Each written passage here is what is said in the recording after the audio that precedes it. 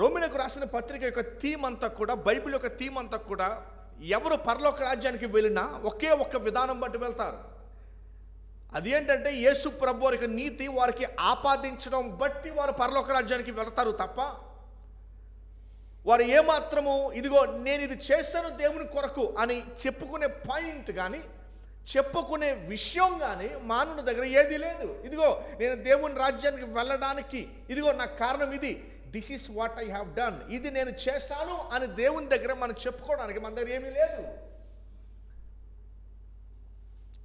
సుంకరి పరిసయుడు ప్రార్థన చేసుకునేటప్పుడు పరిసయుడు అదే ప్రార్థన చేశాడు, దేవా నేను అందరిలా కాదు, నేను ఇవన్నీ నీకు చేశాను అని చెప్తున్నాడు. గమనించండి, బైబిల్ రక్షణ ఎక్కడ మొదలవుద్దంటే లూథర్ గారి మాటల్లో, ఎప్పుడైతే నేను చేయగలిగింది ఏమీ లేదు, చేసిందంత నువ్వే అని ఎప్పుడైతే ఆలోచనకి మీరు వస్తారో అప్పుడే మీ జీవితంలో రక్షణ ప్రారంభమైనట్టు. ఇది అర్థం చేసుకోవడానికి అబ్రహాముతో దేవుడు చేసిన నిబంధనను రోమీయులకు రాసిన పత్రిక 4వ అధ్యాయంలో అబ్రహాం పౌలు ఏమని రాశాడు చూడండి. 4వ అధ్యాయం 2వ వచనం. ఒక వ్యక్తి ఎట్లా రక్షణ పొందుతాడన్న విషయాన్ని, ఒక వ్యక్తి ఎలా రక్షణ పొందడం మాత్రం కాదు, ఒక వ్యక్తి ఎలా ఆశీర్వదించబడతాడన్న విషయం కూడా ఇందులోనే ఉంది. ఒక వ్యక్తి ఎలా రక్షణ పొందుతాడు, ఒక వ్యక్తి ఎలా ఆశీర్వదించబడతాడు అన్న విషయం కూడా ఇందులోనే ఉంది. 4వ అధ్యాయం 2వ వచనం ఏముందంటే, రోమీయులకు రాసిన పత్రికలో, అబ్రహాము క్రియల మూలముగా నీతిమంతుడని తీర్చబడిన ఎడల అతనికి అది అతిశయం అవుతుంది. అంటే నేను చేసుకున్నాను, నేను ఎఫెసీ 2:8 అది కొట్టేస్తుంది. ఇది నీ వలన కలిగినది కాదు గనుక ఇది దేవుని వరమే, ఎవడును అతిశయపడ వీలు లేదు. సో ఒకవేళ అబ్రహాం కనుక ఏ పాయింట్లో అయినా సరే ఇదిగో కనీసం నేను నమ్మాను కాబట్టి నాకు రక్షణ ఇవ్వండి అని చెప్పినా కూడా అది క్రియ కింద వచ్చేస్తుంది. కానీ ఎక్కువ మంది అర్థం చేసుకున్న విధానాన్ని కూడా మనం చూసాం, దాని మళ్ళీ మనం వెళ్ళాం. ఎందుకంటే నమ్మాడు కాబట్టి రక్షణ కాదు, నమ్మితే కాదు వచ్చే రక్షణ. Faith in it self has nothing. విశ్వాసం కేవలం దాన్ని బట్టి అందులో ఏమీ లేదు. రక్షణ ఎందులో ఉందంటే యేసు ప్రభు యొక్క రక్తం నీకు ఆపాదించబడినప్పుడు, ఆ పరిశుద్ధం నీకు ఆపాదించబడినప్పుడు, అది పాత నిబంధన నుంచి ఉంది. అది పస్కాలో ఐగుప్తులో కూడా, గోషెన్ ప్రాంతంలో కూడా మనం చూసాము దాన్ని. రక్షణ నూతన నిబంధనలో వచ్చింది కాదు, రక్షణ ఆదికాండం నుంచి మొదలైంది. రక్షణ ఆదికాండం నుంచి ముందే మొదలైంది. ఎఫెసీయులకు రాసిన పత్రిక, జగత్ పునాది వేయబడక మునిపే క్రీస్తు యేసు అనే స్పష్టమైన వచనాన్ని మనం చదువుతాం. అయితే అబ్రహాం ఎలా రక్షణ పొందాడు అంటే, ఆయన ఒక దేవుడు ఆయనతో చేసిన నిబంధనను మనం జ్ఞాపకం చేసుకుందాం. ప్రశ్న ఏంటంటే, ఒక వ్యక్తి రక్షణ ఎలా పొందుతాడు? How is salvation possible? అసలు బైబిల్ గ్రంథము అపోస్తలుడైన పౌలు యూదులతో ఆర్గ్యుమెంట్ చేస్తున్నాడు రోమపత్రికలో. యూదులు అంటున్నారు,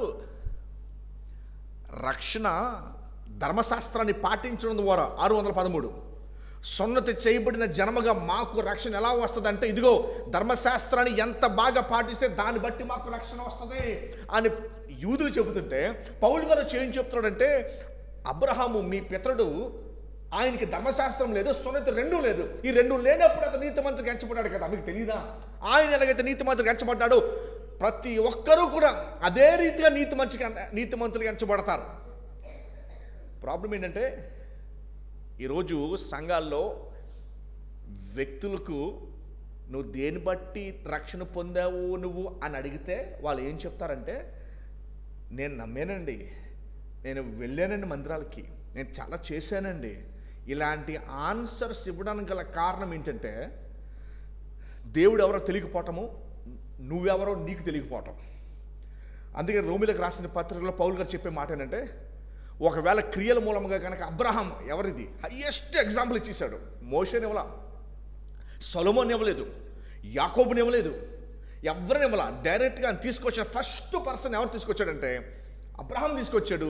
ప్రపంచానికి తెలియాలి అబ్రహాము రక్షణ ఎలాగ పొందాడో మీకు తెలిస్తే, యూదులారా మీరు ఎలా రక్షణ పొందారో మీకు తెలుస్తుంది.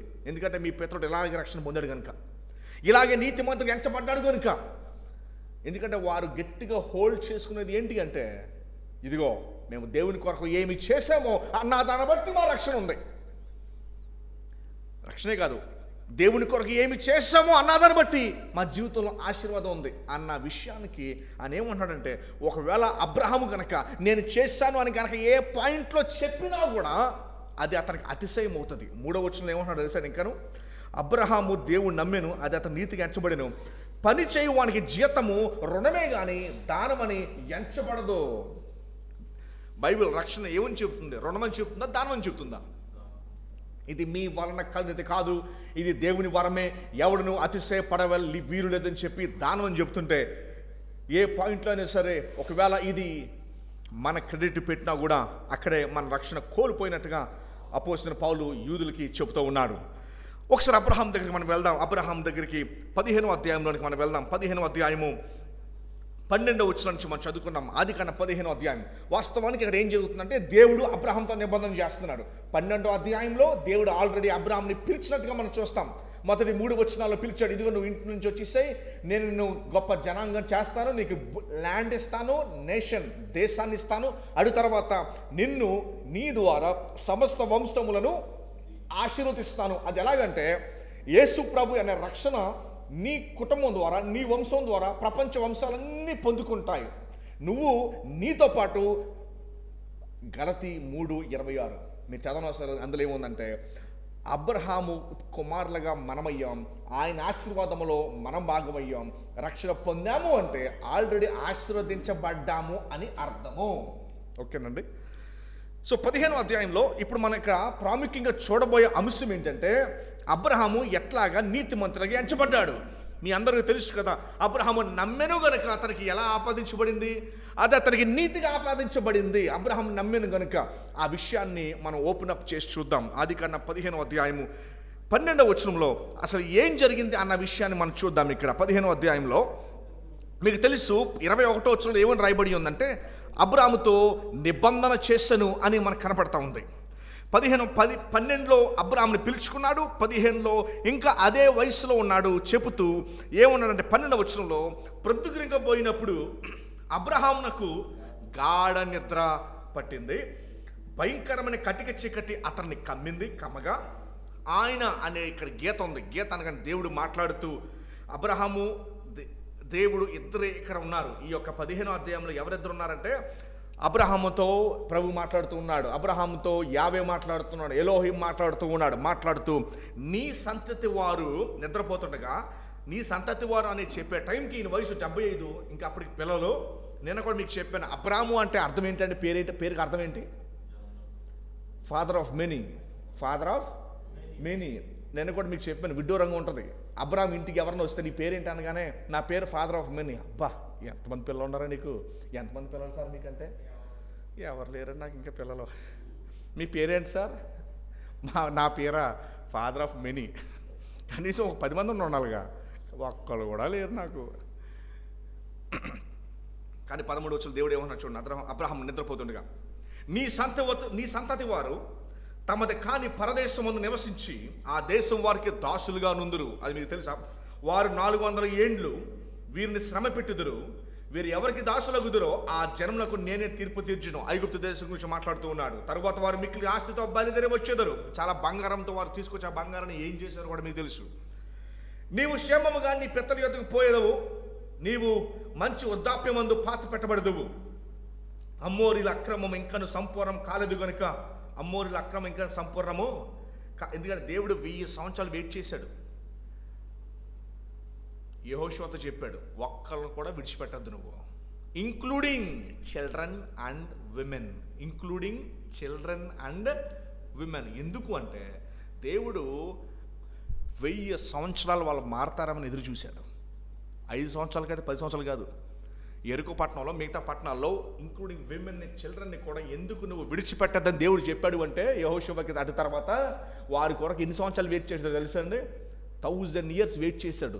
1000 years వెయిట్ చేసినప్పటికీ కూడా వారి తరతరాలు ఒకే రీతిగా నడుచుకున్నాయి కనుక దేవుడు చెప్పాడు యెహోషువ ఒక్కరిని కూడా నువ్వు వదలద్దు, విడిచిపెట్టదు.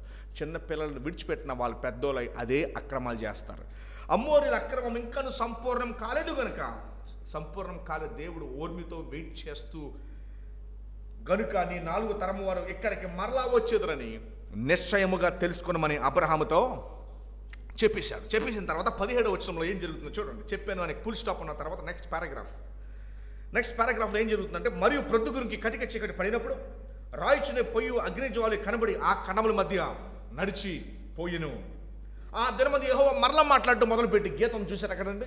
మరలా మాట్లాడడం మొదలుపెట్టి ఐగుప్తు నది మొదలుకొని గొప్ప నది అని యూఫ్రటీస్ నది వరకు ఈ దేశం అనగా ఇదిగో నీకు ఇవ్వబోయే దేశం అంతా కొన్ని బౌండరీస్ గీస్తున్నాడు. ఇది యెహోషువ స్వాధీనపరుచుకున్నాడు. అప్పుడు దాకా 1000 సంవత్సరాలు స్వాధీనపరచుకోవాలా, 1000 సంవత్సరాలు దీన్ని ఎవరు స్వాధీనపరచుకోవాలా. యెహోషువ నుంచి స్టార్ట్ అయింది, దావీదు దాన్ని అకంప్లిష్ చేసినట్టుగా మనం చూస్తూ ఉంటాం.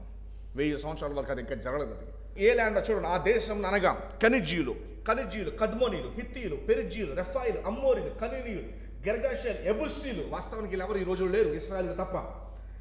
వీళ్ళందరినీ కూడా నీకు కాదు నీ సంతానమునకు ఇచ్చి ఉన్నానని అబ్రహాముతో నిబంధన చేసెను. 12వ వచనంలో అబ్రహాం ఏం చేస్తాడంటే భయంకరమైన కటిక చీకటి కమ్మగా అబ్రహాం గాఢ నిద్ర పట్టగా while he was still sleeping, Abraham నిద్రపోతుండగా 17వ వచనంలో ఏం జరిగిందంటే మరియు ప్రొద్దుగురికి కటిక చీకటి పడినప్పుడు రాయిచిన పొయ్య అగ్నిజ్వాలను కనబడి ఆ ఖండముల మధ్య నడిచి. చూడండి, ఇప్పుడు మనం అబ్రహాం నిబంధన చూడట్లేదు. మనం ఏం చూస్తున్నామంటే పౌలు అన్నాడు మీ పితరుడైన అబ్రహాము అసలు ఎలాగ నీతిమంతుడిగా ఎంచబడ్డాడో మీకు తెలుసా అని అడుగుతున్నాడు. మీ పితరుడైన అబ్రహాము నీతిమంతుడిగా ఎలా ఎంచబడ్డాడో మీకు తెలుసా అని అడుగుతున్నాడు. వీళ్ళేమంటున్నారంటే మేము నీతిమంతుడిగా ఎంచబడేది ధర్మశాస్త్రాన్ని పాటించడం ద్వారా, సున్నతి ద్వారా మేము నీతిమంతుడిగా ఎంచబడతాము. నువ్వెవడ వచ్చి కొత్తగా చెప్తున్నావు, ఏమీ చేయకర్లా, విశ్వసిస్తే చాలు. తప్పిది పౌలు, అలా మాట్లాడుకో అని అంటే అప్పుడు అబ్రహాముని పిక్చర్లో తీసుకొచ్చాడు. దాని తర్వాత దావీదుని పిక్చర్లో తీసుకొచ్చాడు. అసలు అబ్రహాము మీ ఫస్ట్ పర్సన్ ఉన్నాడు కదా, మీ తండ్రి. అసలు మీ తండ్రి ఎలా రక్షణ పొందండి మీకు చెప్పనా అని చెప్పి ఈ తీసుకొచ్చి వివరిస్తా ఉన్నాడు. ఇదిగో దేవుడు ఈ వ్యక్తిని ఎట్లాగా నీతిమంతుడిగా ఎంచాడు. ఎలాగూ అంటే ఈ 17వ వచనం ద్వారా ఇక్కడ దేవుడు 21వ వచనంలో అబ్రహాంతో నిబంధన చేశాడు అనే మాటని మనం చూసాము. నిబంధన చేశాడు అనే మాటను చూసిన తర్వాత గమనించండి, 17వ వచనాన్ని చదివారు కదా, అర్థం చేసుకుని ప్రయత్నించండి అసలు అక్కడ ఏం జరుగుతుందని. What is happening in verse 17. ఈ రోజుల్లో మీరు బ్యాంక్ నుంచి ఒక లోన్ తీసుకోవాలనుకోండి, bike loan, car loan, home loan తీసుకోవాలంటే బ్యాంక్ కూడా వచ్చి ఏం చేస్తారంటే మీ చెక్కులు తీసుకెళ్తాడు. 2, 4 చెక్కులు తీసుకెళ్తాడు. తర్వాత అగ్రిమెంట్ మీద సైన్స్ పెట్టించుకుంటాడు. అగ్రిమెంట్స్ మీద సైన్ పెట్టించుకున్న తర్వాత మీరు కనుక 2 ఈఎంఐలు కానీ 3 ఈఎంఐలు కానీ కనుక కట్టకపోతే మీ వెహికల్ని తీసుకెళ్ళిపోతారు. కండిషన్స్ అప్లై అని అంటాం. సో ఖచ్చితంగా లోన్ ఇచ్చేటప్పుడు కానీ, స్థలం అగ్రిమెంట్ చేసుకునేటప్పుడు కానీ, అగ్రిమెంట్లో కనీసం ఎంతమంది ఉండాలి? మినిమం 2 ఉండాలి అగ్రిమెంట్ చేసుకోవడంలో. 2 or more, 2 మించి ఎంతమంది ఉండొచ్చు. అయితే ఒక్కడే అగ్రిమెంట్ చేసుకోలేడు. మీరు ఒక 10,000 జేబులో పెట్టుకుని అద్దం ముందుకెళ్ళి ఈ 10,000 రూపాయలు నేను అప్పించుకుంటానని చెప్పి మీరు జేబులో పెడితే ఒకవేళ మీ ఎదురింటోళ్ళు కనుక చూస్తే మిమ్మల్ని ఏమనుకుంటారంటే అనుకుంటారు. అగ్రిమెంట్ ఎక్కడ ఒకళ్ళే చేసుకోరు. అగ్రిమెంట్ అంటే కనీసం వేరే వ్యక్తితో అగ్రిమెంట్ చేసుకుంటారు. దాన్నే మనం అగ్రిమెంట్ అని పిలుస్తాం. ఇప్పుడు దేవుడు ఎవరితో నిబంధన చేస్తున్నాడు? అబ్రహాంతో నిబంధన చేస్తున్నాడు. అబ్రహాము దేవుడు ఇద్దరు ఉన్నారు ఇక్కడ.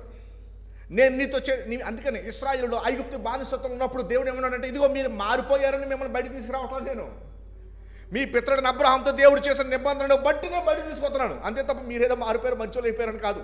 మీరు అవ్వలేరు కూడా, ఎప్పటికీ లేరు కూడా. ఆ నిబంధన ఎటువంటిది కూడా మనకు తెలియాలి. ఇప్పుడంటే ఇలా అగ్రిమెంట్లు చేసుకునే వాళ్ళము. పాత నిబంధన కాలంలో అగ్రిమెంట్లు ఎలా చేసుకునేవారు? పాత నిబంధన కాలంలో అగ్రిమెంట్లు ఎలా చేసుకునేవారు అంటే వారు ఒక బలిపశం తీసుకొచ్చి దాన్ని ముక్కలు ముక్కలుగా చేసి సగం ముక్కలేమో లెఫ్ట్ సైడ్, సగం ముక్కలేమో రైట్ సైడ్ పెట్టి ఎవరైతే ఇద్దరు అగ్రిమెంట్ చేసుకుంటున్నారో వారిద్దరు కూడా ఆ యొక్క మాంసపు ముద్దల మధ్య నడుచుకుంటే వెళ్ళాలి.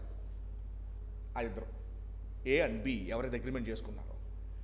ఎందుకో మాంసపు ముద్దల మధ్య వెళ్ళాలి అంటే ఒకవేళ ఇద్దరిలో ఎవరైనా సరే ఆ అగ్రిమెంట్లో ఫెయిల్ అయితే కనుక వారి మీద రాబోయే పనిష్మెంట్ ఏంటంటే నువ్వు ఒప్పుకున్నావు, నన్ను ఎలా ముక్కలు ముక్కలుగా నరికేసేయచ్చు. అది అగ్రిమెంట్. ఇప్పుడు ఈ మాంసపు ముద్దల మధ్య ఆల్రెడీ పైన ప్రిపరేషన్ జరిగింది. 12వ అధ్యాయం స్టార్టింగ్లో, 15వ అధ్యాయం స్టార్టింగ్లో ప్రిపరేషన్ జరిగిపోయింది ఆల్రెడీ. ఇప్పుడు ఈ మాంసపు ముద్దల మధ్య ఎవరైతే నడవాలి?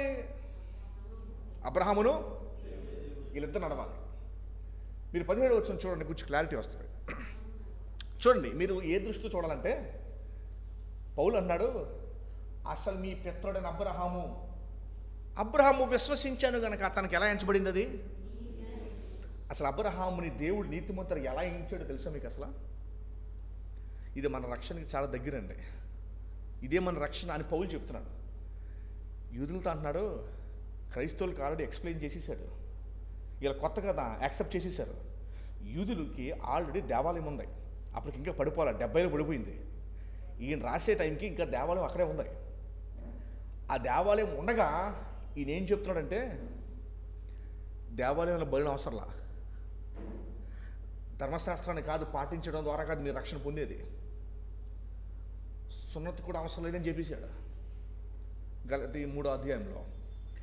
ఇవన్నీ ఉండగా ఆయన చెప్పే మాట ఏంటంటే, అసలు మీ పిత్రుడైన అబ్రహాము ఏ రీతిగా నీతిమంతుడు తీర్చబడ్డాడో నేను మీకు వివరిస్తాను చూడండి అని చెబుతూ 17వ వచనంలో అంటున్నాడు, మరియు ప్రొద్దుగురుంకి కటిక చీకటి పడినప్పుడు అదే రోజున, ఎందుకంటే 18వ వచనంలో ఏముంది, ఆ దినమందే అని రాయబడి ఉంది, ద సేమ్ డే. ఓకేనండి. రాయిచున్న పొయ్యయు అగ్నిజ్వాలయు కనబడి ఆ కండముల మధ్య నడిచిపోయాను, మాంసపు కండల మధ్య నడిచిపోయాను. ఆ మాంసపు కండల మధ్య ఎవరు నడిచెళ్ళాలి? నిబంధన చేసుకుంటున్నా వీళ్ళిద్దరు నడవాలి.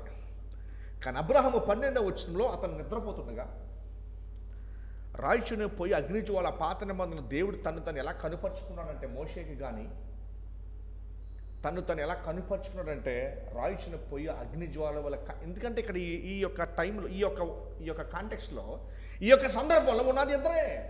ఎందుకంటే ఆయన అబ్రహాంతో నిబంధన చేశాను, ఆ దినమందు యెహోవా మాట్లాడుతూ యెహోవా ఒక్కడే ఆ 2 కండముల మధ్య నడుచుకుంటూ వెళ్ళిపోయాడు. వాస్తవానికి అగ్రిమెంట్ చేసుకుంటుంది ఎవరు? వీళ్ళిద్దరు నడవాల్సింది ఆయన నిద్రపోయించి లేపు తీసుకెళ్ళచ్చు. కానీ ఆయన నిద్రపోయించి ఒక్కడే ఎందుకు నడుచుకుంటూ వెళ్ళాడు అంటే, దేవుడు పర్ఫెక్ట్నెస్ ఎక్స్పెక్ట్ చేస్తాడు. పేతురు చెప్పాడు, దేవుడు పరిశుద్ధుడు కనుక నీ తండ్రి దేవుడు పరిశుద్ధుడు, మీరును for be holy for as your God as father in heaven is holy. ఏదైనా వరం నుంచి ఎన్ని తప్పులు చేస్తే బయటికి పంపించేశారు. ఏదైనా వరంలో ప్రాబ్లం ఏంటో తెలుసండి, వాళ్ళు పండు తినడం ఒకటే ప్రాబ్లం కాదు, దానికంటే పెద్ద ప్రాబ్లం ఏంటో తెలుసండి,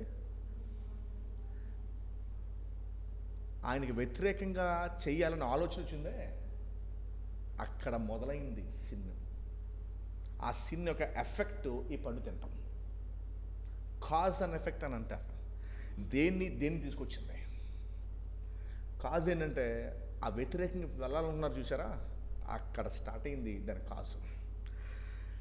దేవునికి తెలుసు ఎందుకు దేవుడు ఒక్కడే అబ్రహాం నిద్రపోపించి ఒక్కడే ఎందుకు నడుచుకుంటూ వెళ్ళాడు అంటే, దేవునికి తెలుసు ఒకవేళ అబ్రహాముని కనుక నాతో పాటు కనుక తీసుకువెళ్ళి ఉంటే ఈయన ఖచ్చితంగా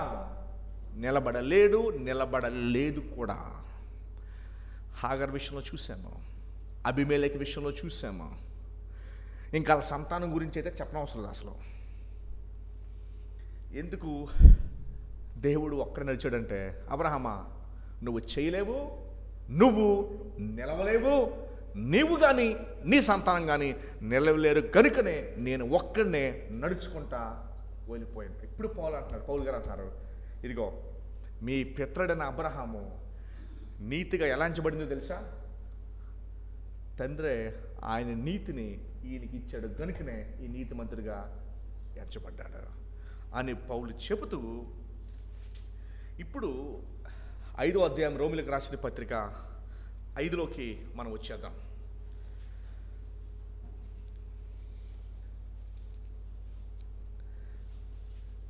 జనరల్గా మానవులందరికీ ఉండే ఒక ఆలోచన ఏంటంటే, దేవుని కొరకు ఏదోటి చేయాలి, నేను ఏదోటి చేయాలి. మన దేశంలో ప్రభుని ఎరగని అన్యులకి మరి ఎక్కువగా ఉంటుంది అది. దేవుని కొరకు ఏదోటి చేయాలి, ఆయనకి ఇది చేశాడు కాబట్టి నేను ఏదో ఒకటి దేవునికి, నేను మోక్షం పోవాలంటే ఏదో ఒకటి నేను చేయాలి. ప్రపంచం ప్రతి మతం బోధించేది అదే. బైబిల్ చెప్పేది ఏంటంటే, ఇదిగో నువ్వు రక్షణకి అర్థం కాకపోవడం విషయం ఏంటంటే ఆయన పరిశుద్ధత ఎంత ఎత్తైందో అర్థం కాకపోవడం వల్లనే నేను ఏదో ఒకటి చేద్దాం అనుకుంటున్నారు అందులో.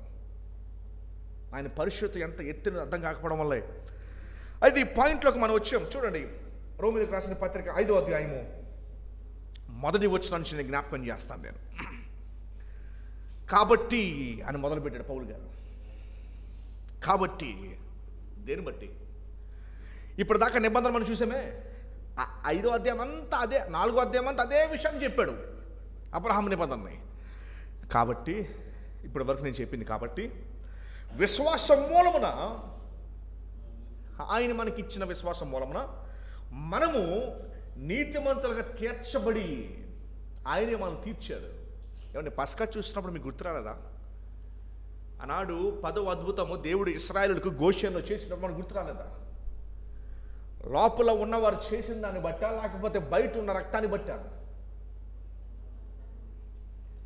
అందుకని అంటున్నాడు, మన ప్రభు అయిన యేసుక్రీస్తు ద్వారా, ఎవరి ద్వారా? ఆ రక్తము ద్వారా దేవునితో సమాధానము కలిగి ఉందుము.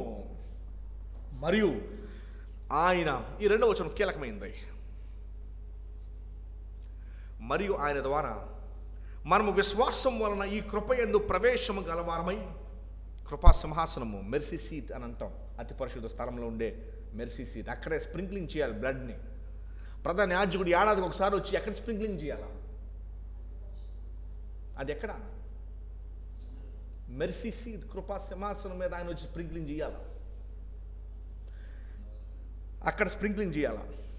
ప్రవేశం గల, ఈ కృపయందు ప్రవేశం గలవారమై అందులో నిలిచి ఉండి దేవుని మహిమను గురించి నిరీక్షను బట్టి అతిశయపడుచున్నాము. దేవుని నిరీక్షను బట్టి అతిశయపడుచున్నాము. చూడండి, ప్రత్యక్ష గుడారము ఎలా ఉండేదంటే, కనపడుతుందండి, అతి పరిశుద్ధ స్థలం ఇదంతా. ఏడాదికి ఒకసారి ప్రధాన యాజకుడు వెరీ షార్ట్ టైం అక్కడికి వెళ్ళేటప్పుడు నడానికేమో తాడు, బెల్స్. దేవుడు ఒక్కసారి అతను చంపేస్తే లోపలికి వెళ్ళి తీసుకురావడం కుదరదు కనుక బయటికి లాగడానికి. ఇది ఈ పరిశుద్ధ స్థలంలో యూదుల యాజకులు మాత్రమే అక్కడికి వెళ్తారు. యూదుల పురుషుల వరకు పర్మిషన్ ఉంది. ఇక్కడ గేట్ ఉంటుంది. యూదుల స్త్రీలు, అన్య పురుషులు ఇక్కడ బలి అర్పణ. ప్రధాన యాజకుడికి ఎంత గొప్ప స్థానం ఉంటుంది మీకు తెలుసు. యేసు ప్రభు చెప్పాడు, వారు మార్కెట్స్లో, వీధుల్లో, సంత వీధుల్లో అందరూ కూడా వాళ్ళకి వంగి అని వాళ్ళు కోరుకుంటారు దండాలు పెట్టాలని చెప్పి. అలాంటిది మగ్దలేని మరియ యేసు ప్రభు పాదాల మీద పడి ఏడుస్తూ ఉంటే సీమోన్ అంటాడు, అసలు ఈవిడు ఎవరో ఈయనకి తెలిస్తే కనీసం ముట్టుకోనివ్వడం, కనీసం దగ్గరికి కూడా రానివ్వడం. యేసు ప్రభు ఎప్పుడైతే తెర చింపేశాడో గుడ్ ఫ్రైడే రోజున, ఆఖరికి ఒక పాపాత్ముల స్త్రీ, ఒక వేశ్య సైతం డైరెక్ట్గా ఇక్కడికి వచ్చేసి, నిమిషం కాదు నిత్యం ఇక్కడ కూర్చునే స్థితిని దేవుడు ఇచ్చాడు. ఈమెను బట్ట, ఎవరు బట్టి? యేసు ప్రభు finished work of the cross, ఆయన శిలువ మీద చేసిన కార్యాన్ని బట్టి ఆమెకు నిత్యం ఇక్కడ ఉండే స్థితిని, స్థానాన్ని దేవుడు కల్పించాడు. పౌలు కూడా అదే చెప్తున్నాడు, ఆ కృప యందు ప్రవేశం గలవారమే అందులో నిలిచి ఉండి ఇదే మా అతిశయము అని చెప్తున్నాడు. మాది కాదు, అయింది అని చెప్తున్నాడు. ఓకేనండి. ఇప్పుడు గొడవ పెరిగింది. ఇప్పుడు యూదులతో ఏమైంది? గొడవ తగ్గలే. ఇప్పుడు మనకైతే మ్యాటర్ సెటిల్ అయిపోయినాయి. ఇప్పుడు ఆమె అని చెప్పేసాం, మనకి మ్యాటర్ సెటిల్ అయినాయి, వాళ్ళకి మ్యాటర్ స్టార్ట్ అయింది. ఎలా స్టార్ట్ అయిందో తెలుసండి? 20వ వచనం 5వ అధ్యాయము. మ్యాటర్స్ ఎలా స్టార్ట్ అయినాయి అంటే, మరియు అపరాధము విస్తరించినట్లు ధర్మశాస్త్రము ప్రవేశించాను, ఆయనను పాపము మరణమును ఆధారము చేసుకుని ఎలాగూ ఏలునో అలాగే నిత్య జీవము కలుగుటకై నీతి ద్వారా కృపయు మన ప్రభు అయిన యేసుక్రీస్తు మూలముగా ఏలు నిమిత్తము పాపం ఎక్కడ విస్తరించునో, ఈ మాట ముఖ్యం, పాపం ఎక్కడ విస్తరించునో అక్కడ కృప అపరిమితముగా విస్తరించును. దీన్ని పలుమంది పలు విధాలుగా దీన్ని ఎలా వాడుకున్నారంటే, యూదులు ఏమన్నారంటే ఆ రోజున, ఓహో ఇప్పుడు నమ్మితే విశ్వసిస్తే సరిపోదుగా, ఇంకా ధర్మశాస్త్రాన్ని పాటించక్కర్లేదు. మీకు ఫాలో అవుతారు కదండి. ఇక్కడ సీన్ ఏం జరుగుతుందో, పౌలు గారు ఏం చెప్పారు, అబ్రహాము మీ పితరుడు ఎలా రక్షణ పొందాడంటే ఇదిగో ఇలా పొందాడు. ఇప్పుడు వీళ్ళు రైజ్ చేసిన క్వశ్చన్ ఏంటంటే, వీళ్ళు రైజ్ చేసిన ప్రశ్న ఏంటంటే, ఓహో అలా అయితే ఇప్పుడు మేము ఎలాగైనా జీవించచ్చు ఇక, ఎందుకంటే ధర్మశాస్త్రంతో పని లేదు, ఇక మాకు చట్టాలు ఏమీ ఆపట్లేదు మమ్మల్ని, ఇక మేము ఎలాగైనా మేము జీవించవచ్చు.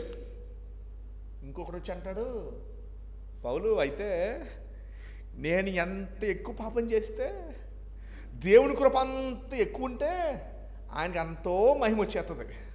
సో ఇప్పుడు నేను ఎక్కువ ఏం చేయాలి, అప్పుడు ఎక్కువ దేవుడు ఏం చూపిస్తాను నా మీద, అప్పుడు ఆయనకి ఏమొస్తుంది ఎక్కువగా.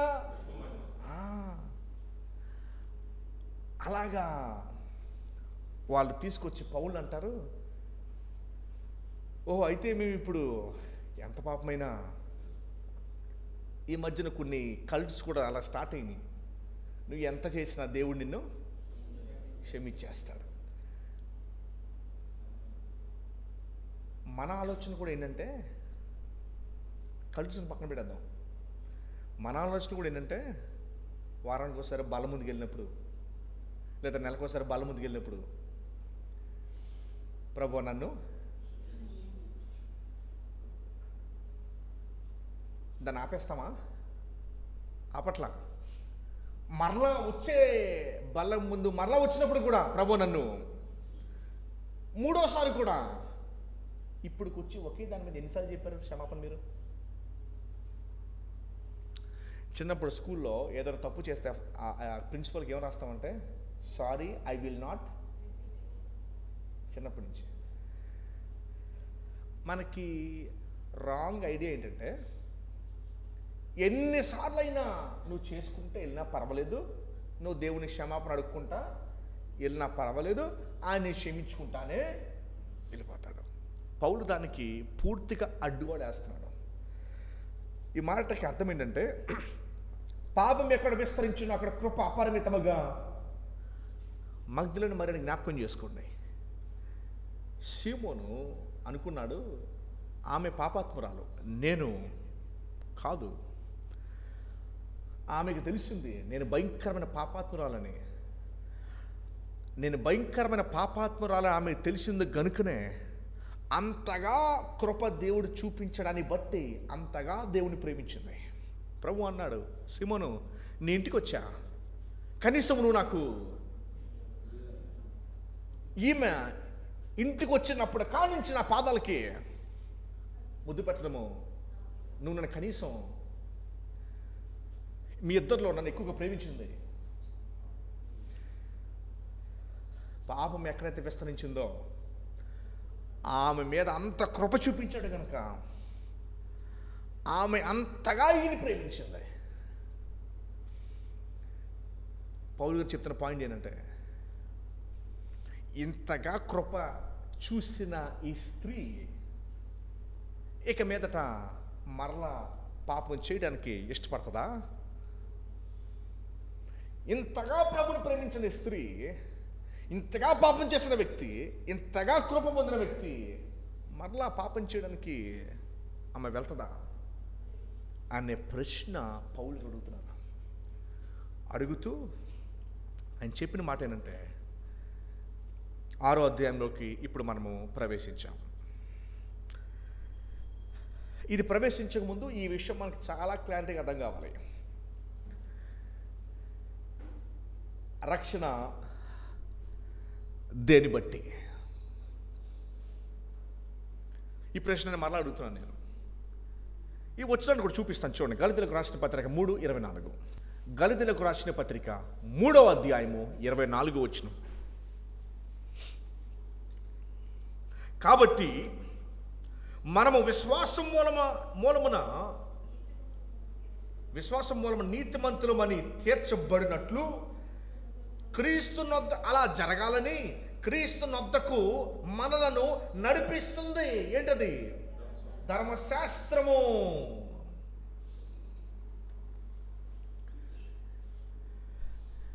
చాలామంది అనుకుంటారు, యేసు ప్రభు నీ కొరకు చేసి ఏం చేస్తాడు అని గనక మిమ్మల్ని అడిగితే మీరు ఏం చెప్తారంటే, ప్రభువు నా కొరకు చనిపోయి తిరిగి లేచాడు, మరలా తిరిగి రాబోతున్నాడు, ఇది ప్రభు నా కొరకు చేసింది.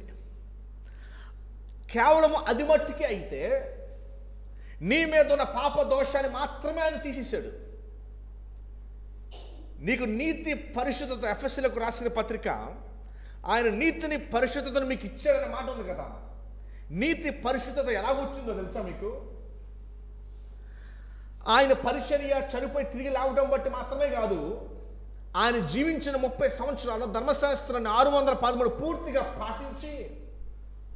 పాటించిన వాడు ఆయన ఒక్కడే కనుక పాటించిన క్రెడిట్ని మనకిచ్చాడు. మనం పాటించినట్టుగా అలాగా మనం నీతిమంతులు అయ్యాం. మనం పాటించినట్టుగా మనం అయ్యాం. సో మన రక్షణ పొందింది కేవలము ఆయన సిలువ యాగం మాత్రమే కాదు, ఆయన జీవించుట బట్టి కూడా మనం రక్షణ పొందాం. అర్థమైంది? అందుకు గలతీయులు మాట చెప్తున్నాడు, ధర్మశాస్త్రం చేసిన పని ఏంటంటే 3:24లో, కాబట్టి మనం విశ్వాసం మూలము నీతిమంతులమని తీర్చబడినట్లు క్రీస్తు నొద్దకు మనలను నడిపించుటకు ధర్మశాస్త్రము మనకు బాలశిక్ష, ఇంగ్లీష్లో ఉంటుంది ట్యూటర్ అని ఉంటుంది, టీచర్ అని అర్థం. బాలశిక్షకుడు అంటే టీచర్, ఒక ప్రొఫెసర్. ధర్మశాస్త్రము ప్రభువు మీద ఆధారపడండి చెబుతుంది. ఎందుకంటే మీలో ఎవరు కూడా నన్ను మీరు పాటించలేరు కనుకనే. నేను ఈ విషయాన్ని క్లుప్తంగా చూసాము. ఇప్పుడు వీళ్ళ ముందు ఉన్న ప్రశ్న ఏంటంటే, యూదులు ఇచ్చిన పెద్ద క్వశ్చన్ ఏంటంటే, ఓహో ఇలాగైతే మేము ఇంకా ఎలాగైనా మేము, ఎందుకంటే ఇప్పుడు మమ్మల్ని ఏం ఆపట్లేదు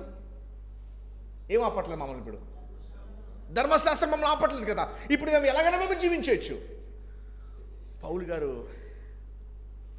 ఏమన్నా చూడండి, అలాగైనా ఏమందము కృప విస్తరింపబడునని పాపం యందు నిలిచి ఉందమా, అట్లా అనరాదనే మాట అండి. పౌలు గారు ఇచ్చిన ఎక్స్ప్రెషన్ ఏంటో తెలుసండి? పౌలు గారు ఇచ్చిన ఎక్స్ప్రెషన్ ఏంటంటే, షాక్తో కేకలు వేస్తూ, ఏం మాట్లాడతారు మీరు అసలు? పాపం వల్ల ఎంత మరణం వస్తే, పాపం వల్ల నా దైవ కుమారుని యొక్క మరణాన్ని కోరితే, పాపం వల్ల ఎంత దారుణాలు జరిగితే మీరు మరలా వచ్చి నేను పాపం చెయ్యొచ్చు అని బోధిస్తున్నాను. నేను పిచ్చేమన్నా పట్టింది మీకు? పాపం ఎంత డిస్ట్రక్షన్ తీసుకొస్తే, పాపం ఎంత నాశనాన్ని తీసుకొస్తే, ఇప్పుడు మీరు వచ్చి ఓకే ఇట్స్ ఓకే కృప ఉంది కనుక, పౌలు గారు చెప్పే మాట ఏంటంటే, ఈ యొక్క 6వ అధ్యాయంలో కృప ఇవ్వబడింది మీరు ఫ్రీడమ్తో పాపం చేయడానికి కాదు. పాపమే ఎంత నష్టాన్ని తీసుకొచ్చింది. కృప ఇవ్వబడింది మీరు పాపము చేయకుండా ఉండటానికి కృప ఇవ్వబడింది. ఈ పాయింట్ మనం అర్థం చేసుకోవడం చాలా ప్రాముఖ్యం. 6వ అధ్యాయము స్టార్టింగ్ చేసుకుందాం. మొదటి వచనం నుంచి మనము చదువుకుందాం. అలాగైనా ఏమందుము కృప విస్తరింపవలనని పాపం యందు నిలిచి ఉందమా. అసలు పాపం వల్లే కదా ఈ నష్టాన్ని అంతటే మనకు వచ్చింది. ఈ నష్టం అంతా ఎందుకు వచ్చింది మనకి? ఎంత వస్తే మీరు ఎట్లా అనుకుంటారు? అసలు పాపము చేయొచ్చు అని నేను బోధిస్తున్నట్టు అలాగే అట్లా అనరాదు. ఇంకా పౌలు గారు ఏమన్నారు చూడండి. పాపం విషయమై ఇప్పుడు ఈ యొక్క ఒక 25 minutes మనం ఏం చూడబోతున్నాం? టెక్స్ట్నే చూడబోతున్నాం. ఎందుకు టెక్స్ట్ చూడబోతామంటే ఈ సత్యాన్ని నేను చెప్పడం కన్నా ఈ వాక్య వచనాలనే మాట్లాడిద్దాం. ఈ వాక్య వచనాలనే మాట్లాడిద్దాం. ఎందుకంటే ఇప్పుడు ఈ వాక్య వచనాల్లో చాలా ప్రాముఖ్యమైన సత్యాన్ని టీచ్ చేస్తున్నాడు. ఇది అర్థం కావాలంటే ఇప్పుడు దాకా మనం చెప్పింది అర్థం కావాలి. ఈ విషయం ఇప్పుడు దాకా ఏం జరిగిందంటే పౌలు ఒక మాటను జ్ఞాపకం చేస్తున్నారు. ప్రపంచంలో ప్రతి మతం ఏం చేస్తుంది అంటే, ప్రపంచంలో ప్రతి మతము ఇదిగో నువ్వు ఇది పాటించడం ద్వారా నువ్వు మోక్షానికి వెళ్తావు, కానీ ప్రపంచంలో ప్రతి ఒక్కరూ పాటించే దాంట్లో ఫెయిల్ అయిపోతాం. So we have no hope. మన నిరీక్షణ లేదు. మనకున్న ఏకైక నిరీక్షణ ఏంటంటే పాటించిన వ్యక్తి ఒకే ఒక వ్యక్తి ఉన్నాడు, అతని నీతిని మనకి ఇస్తానని చెప్తున్నాడు, ఇచ్చాడని పౌలు చెప్తున్నాడు. సో ఆ వ్యక్తి దగ్గరికి మనం అందరం వచ్చేసాం.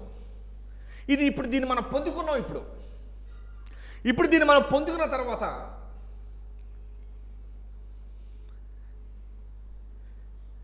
నీతిమంతులుగా మనం తీర్చబడినాం. We are declared righteous. అందుకనే 5:2 ఉంది, మనం నీతిమంతులుగా తీర్చబడి అనే మాటని మనం చదువుకున్నాం. చదువుకున్న తర్వాత పౌలు గారు మనం చెప్తున్న మాట ఏంటంటే, మన నీతిమంతులు తీర్చబడ్డాం. ఇప్పుడు తీర్చబడిన వ్యక్తులు, ఈ నీతిమంతులుగా తీర్చబడిన వ్యక్తులు, తీర్చబడిన మనము ఐడెంటిటీ అనే మాటని జ్ఞాపకం చేస్తున్నాడు. ఐడెంటిటీ అంటే అసలు క్రీస్తులో మనం ఎవరు అనే మాటని జ్ఞాపకం చేస్తున్నాడు పౌలు గారు. ఇక్కడ 2వ వచనం మనం చదువుకుందాం, వాక్యాన్ని మాట్లాడిద్దాం. అయితే ఇప్పటిదాకా మీకు అర్థమైందండి? ఈ ఫ్లో అర్థమైందా? ఇప్పటిదాకా ఏం జరిగిందో? ఎందుకంటే ఇప్పటిదాకా ఏం జరిగిందో అర్థం కాకపోతే ఎక్కడి నుంచి ఏం జరుగుతుందో అర్థం అవ్వదు. మ్యాథ్స్లో సమ్కి ఆన్సర్ వచ్చే ముందు బోల్డ్ ఇన్ఫరెన్సెస్ ఉంటాయి, స్టెప్స్. ఖచ్చితంగా ఈ స్టెప్స్ ఖచ్చితంగా అర్థం కావాలి. రోమా 8:30లో ఆర్డర్ ఆఫ్ సాల్వేషన్ అని పిలుస్తారు. ముందుగా ఎవరిని పిలిచిన వారు నీతిమంతులు తీర్చండి, ఎవరు నీతిమంతులు తీర్చిన వారిని పరిశుద్ధపరిచి వారిని మహింపరచునని 8:30లో మనం ఆర్డర్ ఆఫ్ సాల్వేషన్ చదువుతాము. సో ఇప్పుడు దాకా మనకేం జరిగింది? పౌలు గారు మనకి ఏం ప్రూవ్ చేశారంటే, ఇదిగో మీ పితరుడైన అబ్రహాము ఎలా రక్షణ పొందాడంటే అతను బట్టి కాదు, దేవుని నీతిని బట్టి అతను రక్షణ పొందాడు. అలాగే మనం కూడా ఇప్పుడు రక్షణ పొందాము. ఇప్పుడు పొందిన మనము నెక్స్ట్ మన విశ్వాస జీవితం ఏంటి అన్న విషయాన్ని తీసుకొస్తూ, పాపం విషయమై చనిపోయిన మనము ఇక మీదట ఎలాగూ దానిలో జీవించుదమో మీకు ఆన్సర్ ఇస్తాను చూడండి. ఆన్సర్ ఏంటంటే, వాట్ ఈజ్ సాల్వేషన్? రక్షణ మనకి ఏం జరిగిందంటే, రోమిలకు రాసిన పత్రిక 6వ అధ్యాయం ఏం జరిగిందంటే, ఈ చదివిన తర్వాత నేను ఎక్స్ప్లెయిన్ చేస్తే మీకు ఈజీగా ఉంటుంది. రక్షణ పొందిన వారికి మీరు చాలాసార్లు ఈ మాటలు వినే ఉంటారు. సమస్తము నూతనమయ్యెను, పాతవి గతించను అనే మాట మీరు చాలాసార్లు విన్నారు. నూతన జన్మ అనే మాట కూడా మీరు చాలాసార్లు విన్నారు. ఏంటి నూతన, ఏంటి కొత్త, ఏం జరిగింది? మనకి ఏం జరిగింది అంటే, మన ప్రాచీన స్వభావము, ఈ మాట కూడా విన్నారు మీరు. కొలసీలో విన్నారు, ఎఫ్ఎస్సి 2వ అధ్యాయంలో కూడా విన్నారు మీరు. మన ప్రాచీన స్వభావం ఏదైతే ఉందో, ఈ ప్రాచీన స్వభావము సాతానుడికి, పాపానికి బానిస. నూతన స్వభావము యేసుప్రభువు ఏం చేశారు అంటే, మనలను ఆ ప్రాచీన స్వభావం ఏదైతే మనకి ఉండేదో ఆ ప్రాచీన స్వభావాన్ని ఆయన తీసివేశాడు. ప్రాచీన స్వభావం ఎవరికి బానిసత్వం చేసేది? సాతానికి, పాపానికి బానిసత్వం చేసేది. సమస్తము కొత్తవాయి అని అంటే అర్థం ఏంటంటే, ఆ పాత స్వభావాన్ని మనలో నుంచి రిమూవ్ చేసేసి నూతన స్వభావాన్ని మనకిచ్చాడు. ఇప్పుడు నూతన స్వభావం ఎవరికి దాసి అంటే, క్రీస్తుకును నీతికి నూతన స్వభావము దాసి. సో పాత స్వభావం వచ్చేసరికి ప్రభుకును, నీతికిని దాసి, నూతన స్వభావం వచ్చేసరికి క్రీస్తుకిని నీతికిని దాసి. ఇప్పుడు రక్షణ పొందిన వారికి ఏం జరిగిందంటే, పాత బానిసత్వం నుండి మనల్ని తీసివేసి నూతన యజమానుల దగ్గర ప్రభు మనల్ని పెట్టాడు. సో సమస్తము కొత్తవాయి అని అంటే అర్థం ఏంటంటే, నూతన జన్మ అంటే అర్థం ఏంటంటే, ఆయన ఈ పాతదాన్ని రిపేర్ చేయాల, పాత మనస్సుని రిపేర్ చేయాల, ఆయన దాన్ని తీసివేసి కొత్తది ఇచ్చాడు. మరి కొత్తవి ఇచ్చినప్పుడు ఇంకా పాపము నా శరీరంలో నాలో ఎందుకు ఏలుబడి చేస్తుంది? కొత్త ఇచ్చేసాడు కదా, ఇంకెందుకు ఏలుబడి చేస్తుంది? ఇంకా ఎందుకు ఏలుబడి చేస్తుంది అంటే, ఇంకా నాకు పాత శరీరము నా మీద ఉంది కనుక ఇప్పుడు సాతానుడు కొట్టగలిగితే కేవలం నా శరీరాన్ని మాత్రమే కొట్టగలడు. టెంప్టేషన్ అది మాత్రమే నా మీదకి, నా శరీరం మీద తీసుకురాగలడు. ఇప్పుడు నా పాత ఆత్మ ఆయన కింద లేదు. ఇప్పుడు ప్రభు నాకు ఇచ్చింది ఏంటంటే, నూతన జన్మ, నూతన స్వభావము ఏదైతే ఉందో అది క్రీస్తుకిని నీతికిని దాసి. 6వ వచనం చూడండి, రోమీయులకు రాసిన పత్రిక 6:6 చూడండి. 6వ వచనం ఏముందంటే, ఏమనగా మనమిక్కడ పాపమునకు దాసులము కాకుండాకు పాప శరీరము నిరర్ధమకున్నట్లు మన ప్రాచీన స్వభావం ఆయనతో కూడా సిలువ వేయబడిన ఎరుగుదము. చనిపోయిన వాడు పాపమునకు పాప విముక్తుడని తీర్పు పొందుచున్నాము.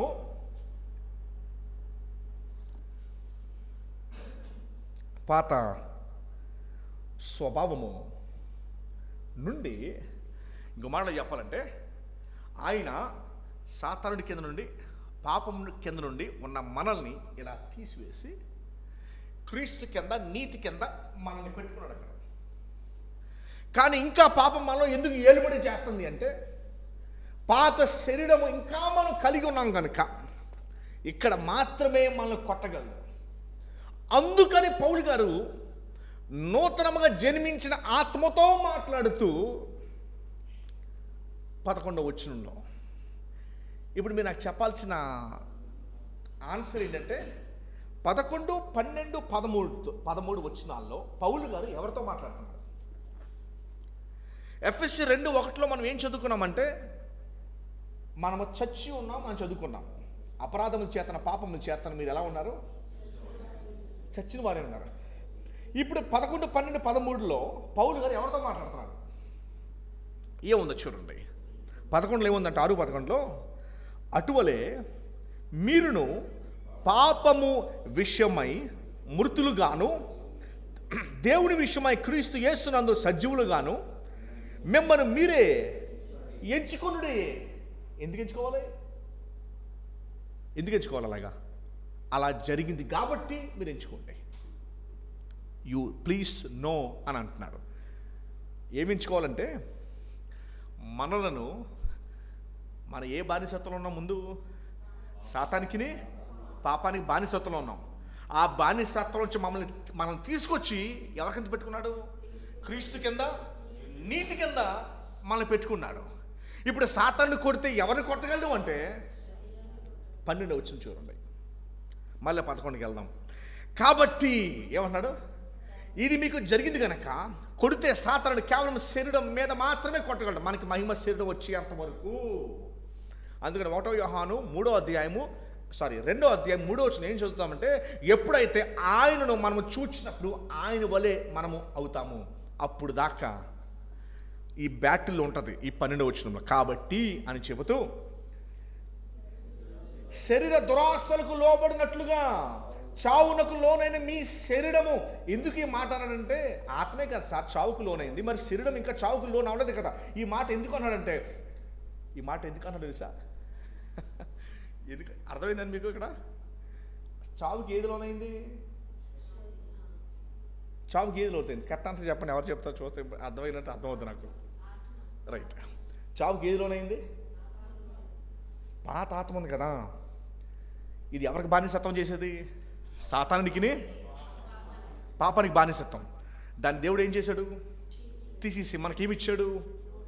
మీరు చాలాసార్లు విని ఉంటారు కదా, సమస్తము నవీన స్వభావము, సమస్తం నూతనమయ్యాను, నూతన జీవితం, ఇదంతా చూసారు. ఈ టర్మ్స్ ఏదైతే వాడతాం కదా, ఇప్పుడు ప్రభు మనకి ఏమి ఇచ్చాడంటే ఈ నూతనం ఇచ్చాడు. ఈ నూతనం ఎవరి కింద ఉంటుంది? క్రీస్తు కిందను నీతి కింద ఉంటాయి కదా, ఈ రెండు కూడాను. ఈ 12వ వచనంలో ప్రశ్న ఏంటంటే ఏమని రాశాడు అక్కడ? చావునకు లేనని మీ, కానీ శరీరం చావుకు లోనైంది. ఇప్పుడు ఈ మాట ఎందుకు అన్నాడు తెలుసా? అద్భుతమైన సత్యం ఉంది ఇందులో. ఈ మాట ఎందుకు అన్నాడంటే, మీకు ఆల్రెడీ ఈ యొక్క బానిసత్వం నుంచి మిమ్మల్ని బయటికి తీసుకొచ్చి నూతనంగా ఇచ్చేసాం. ఇప్పుడు మీ శరీరానికి కూడా కెపాసిటీ ఉంది, ఇందులో నుంచి వచ్చేసి పూర్తిగా పరిశుద్ధులుగా ఉండడానికి ఆ కెపాసిటీ మీకు ఇచ్చాడు. ఆ కెపాసిటీలో మీరు ఎదగండి అని చెప్తున్నాడు. అందుకనే భక్తులు ఒకప్పుడు నరహత్య చేసిన వారు, ఒకరు వ్యభిచారం చేసిన వారు, దొంగతనం చేసే వాళ్ళు మారి విడిచిపెట్టి ఇందులోకి రాగలుగుతున్నాము ఈ వచనం బట్టి. ఆ స్ట్రెంగ్త్ అండ్ ఆ కెపాసిటీ మనకిచ్చాడు దేవుడు. ఏ కెపాసిటీ తెలుసా? పాపము చేయకుండా ఉండే శక్తిని మనకి ఇచ్చాడు. రక్షణ పొందకముందు మీరు ఎన్ని చేశారు, పొందిన తర్వాత ఎన్ని మానేశారు?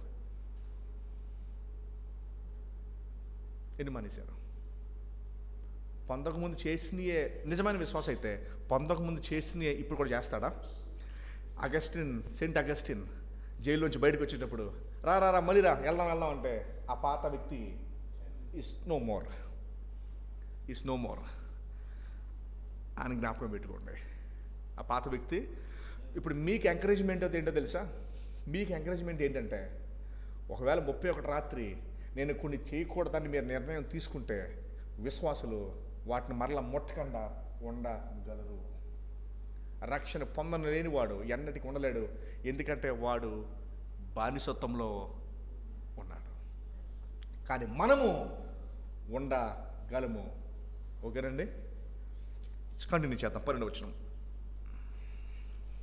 కాబట్టి ఏమంటాడు? కాబట్టి అని చాలా ఇంపార్టెంట్ మాట ఇది మనకు చాలా ఎంకరేజ్మెంట్ ఇవ్వాలి. ఎందుకు ఎంకరేజ్మెంట్ ఇవ్వాలి అంటే, if you are struggling with sin, ఒక పాపంతో కనుక మీరు స్ట్రగుల్ అవుతాయి కంటే కనుక, if you are struggling with sin, మనకి ఇచ్చే ఎంకరేజ్మెంట్ ఏంటో తెలుసా? Hey, I'm not under Satan, నేను సాతాను కింద కానీ పాపం కింద కానీ నేను లేను. ఇప్పుడు ఎక్కడున్నాను? నేను క్రీస్తు కింద. ఇప్పుడు now if I don't want to sin, yes I have the power not to. అది మీకు వచ్చే ఎంకరేజ్మెంట్. ఈ వచ్చిన నేను మానేయగలను, ఐ కెన్ లివ్ ఫ్రీ. ఇప్పుడు నేను మానేయగలను. క్రిస్టియన్ ఫ్రీడమ్ అని చూసారా? ఇదే. Now I can live free. ఎందుకంటే ఒకప్పుడు నేను అలా ఉండాలనుకున్నా, వల్ల అవ్వలేదు నాకు. ఐ ఫెల్ పడిపోతూనే, బట్ నౌ కాదు. 12 వచ్చి మరలా చదువుతాం. కాబట్టి శరీర దురాశలకు లోబడినట్లుగా చావునకు లోనని మీ శరీరం అంద పాపమును. ఇప్పుడు పాత బానిసత్వంలో గనక ఉంటే ఈ మాట చెప్పగలరా? ఇది పాపం కింద, సాతాను కింద ఉండే మాట చెప్పగలరా? He cannot. 13వ వచనం. మరియు మీ అవయములను దుర్నీతి సాధనములుగా పాపములకు అప్పగింపవద్దు. అయితే మృతుల్లో నుండి సజీవమని మిమ్మల్ని మీరే దేవునికి అప్పగించుకునడి. మీ అవయములను నీతి సాధనములుగా దేవునికి. సో సాతాను కొడితే దేని కొట్టగలడు? విచిత్రం ఏంటో తెలుసండి, 19వ వచనంలో పౌలు గారు బలి మాట్లాడుతున్నారు. ఏమంటున్నారు చూడండి, 20వ వచనం చూడండి. పౌలు గారు ఏమంటున్నారు? మీరు ఎవరంట? మీరంటే ఎవరండి? మీరంటే ఎవరు? రక్షణ పొందినవారు. మీరు పాపమునకు దాసులై ఉన్నప్పుడు ఎవరికంట? అంత స్పీడ్గా వెళ్ళిపోకుండా ఆలోచించండి, కొంచెం స్లోగా. పౌలు గారు ఏమంటున్నారు? మీరు ఒకప్పుడు మీరు ఎవరి దాసులు ఉన్నప్పుడు, పాపానికి దాసులుగా ఉన్నప్పుడు, మీరు అసలు నీతి విషయమై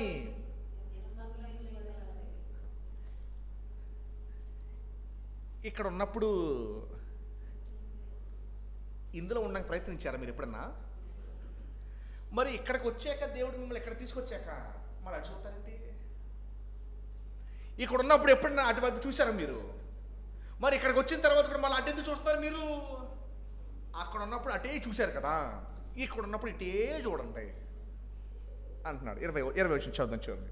మీరు పాపమునకు దాసులై ఉన్నప్పుడు నీతి విషయమై అబ్బే మీకేమి చలనం లేకుండా ఉన్నారు కదా, అప్పటి క్రియల వలన మీకేమి ఫలము కలిగెను, వాటిని గురించి మీరు ఇప్పుడు వాటి అంతము మరణమే అయినను ఇప్పుడు పాపం నుండి విమోచింపబడి దేవునికి దాసులైనందున పరిశుద్ధులు కలుగుటయే మీకు అది దాని అంతము.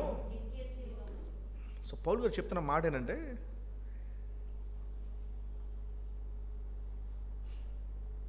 పద్దెనిమిది కూడా చూడండి ఒకసారి. పాపము నుండి విమోచింపబడి నీతికి దాసులైత్రి, అందుకు మీకే అంటున్నాడా, రక్షణ యెహోవాదే. రక్షణ ఎవరిదండి? అందుకని అంటున్నాడు, అందుకు దేవునికి మనల్ని పెట్టాడా. నీ వల్ల అసలు నువ్వు బానిసత్వం ఉంటే నిన్ను ఎలా విడిపించుకోగలవు? ఆయన ఇందులో వచ్చిన నేను జుట్టు పట్టుకుని ఇలా పికప్ చేసి ఈత కొట్టేటప్పుడు ఎవరైనా చచ్చిపోయాడు వెళ్ళిపోయాడు, అతన్ని ఎలా తీసుకొస్తాం మనం?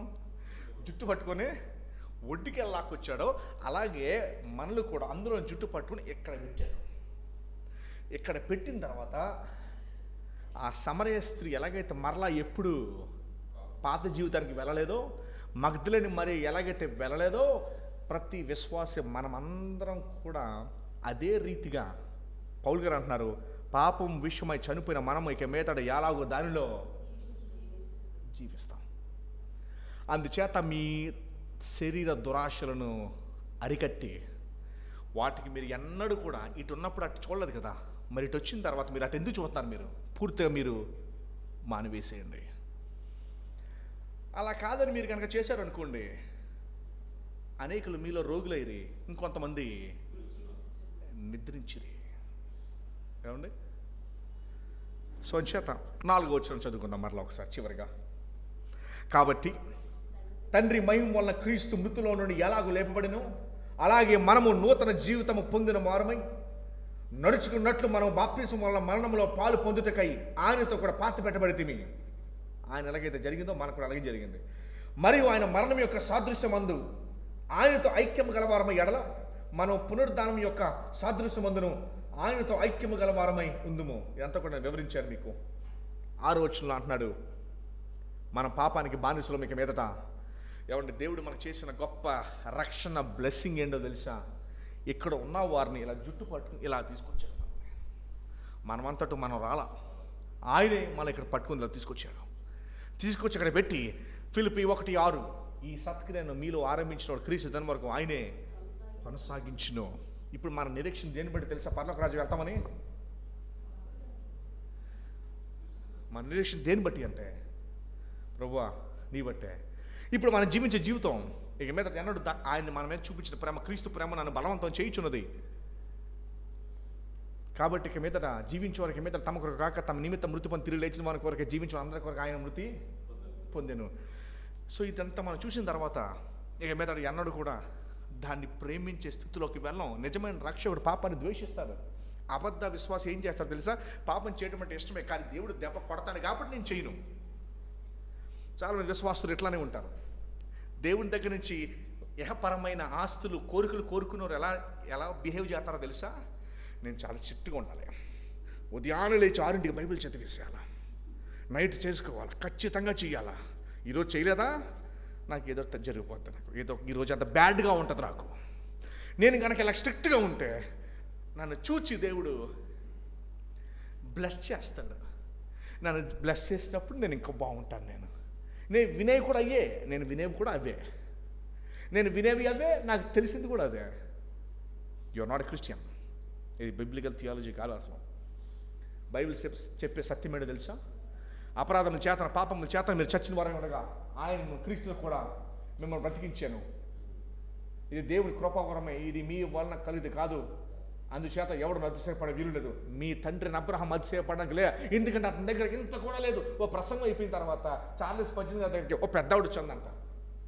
పాస్టర్ గారు ఇంత సువార్త వినేసరికి నిజంగా నేను ఇంత చిన్నదానిలా కనపడుతున్నాను, కానీ నేను ఎన్నో మందిరాలు కట్టించాను, ఇవన్నీ మీరు చెప్పేసరికి నేను ఇంత చిన్నదానిలా కనపడుతున్నాను అంట. ఆయన అన్నాడు, అమ్మ నీలో ఇంత నీతి ఉన్నా కూడా నేను నరకాన్ని తీసుకెళ్ళిపోగలుగుతుంది, ఎంత ఉన్నా కూడా. అందుకే అంతా మనం పాట పాడుకున్నాం, ఏముంది నాలో ఏ పరిశుద్ధి లేదు అయినా నీవు నన్ను. సిలువ మీద దొంగ రియలైజ్ అయింది ఏంటో తెలుసా? చాలా విడ్డూరంగా అందరూ ఈయన రాజా, నువ్వే రాజు, దమ్ముడే దిగిరా అని కింద నుంచి చేస్తుంటే, ఈయన రాజా నీ రాజ్యంతో వచ్చినప్పుడు నన్ను అలా ఆలోచిందండి. అందరూ అతను వెక్కిరిస్తుంటే, నువ్వు రాజువా, ఈయన ఏ సిచ్యువేషన్ సింహాసనం ఉన్నాడా, అక్కడ సిలువ వేసిందే దానికోసం. అయితే ఈయన అంటాడు వచ్చి, నీ రాజ్యంతో పోయినప్పుడు నాకు కూడా. సాల్వేషన్ ఎప్పుడు మొదలవుతుందో తెలుసండి? నాలో 0 ఉంది, నా మొత్తం చేసినంత ప్రభువే. ఇది తెలుసుకున్నా నేను. ఇక మీదట ఆయన్ని ప్రేమిస్తూ, ఆయన చూస్తూ, ఆయన అభిమానిస్తూ, పాపాన్ని ద్వేషిస్తూ, పాపాన్ని సహించిన స్థితిలో ఆయన కొరకు నేను జీవిస్తాను. అందుకనే బైబిల్ చెప్తుంది, నా శాసనములు భారమైనవి. ఇప్పుడు అవ్వో తెలుసా? ఈ సత్యం తెలుసుకున్నప్పుడు. ఎందుకంటే ఇప్పుడు నన్ను ప్రేమిస్తూ నువ్వు జీవిస్తావు. భారంలో ప్రేమ ఉంటుందా? ఫోర్స్ అవుతుంది. చాలామంది ఫోర్స్గా చదువుతారు, ఉదయాన్నే లేచి చాలా ఫోర్స్గా వస్తారు మందిరానికి, చాలా ఫోర్స్డ్గా. లవ్లో ఫోర్సు ఉండదు. లవ్లో ఏముండదు తెలుసా? ఇష్టం ఉంటుంది. ఐ వాంట్ టు, ఇంగ్లీష్లో మంచి మాట ఉంటుంది, ఆట్ టు కాదు, OUGHT, not that your ought to అంటే కంపల్సరీగా, బట్ ఐ వాంట్ టు, నాకు కావాలి. సో చేత ఈరోజు మనం తెలుసుకున్న విషయం ఏంటంటే, ఆయన మనకి సెక్యూర్ చేశాడు. ఆయన మనం చూసి ఇంకెప్పుడు కూడా ఆయన ప్రేమిస్తూ ఆయన మనం వెంబడిస్తాం. అదే క్రిస్టియానిటీలో ఉన్న గ్రేటెస్ట్ రిలీఫ్ ఏంటో తెలుసా? Lord you did it all. ఇప్పుడు నాకు తెలుసుకుని నేను ఇంకెప్పుడు నేను ప్రేమిస్తూ హ్యాపీగా సంతోషంగా నేను వెంబడిస్తూ జీవిస్తాను.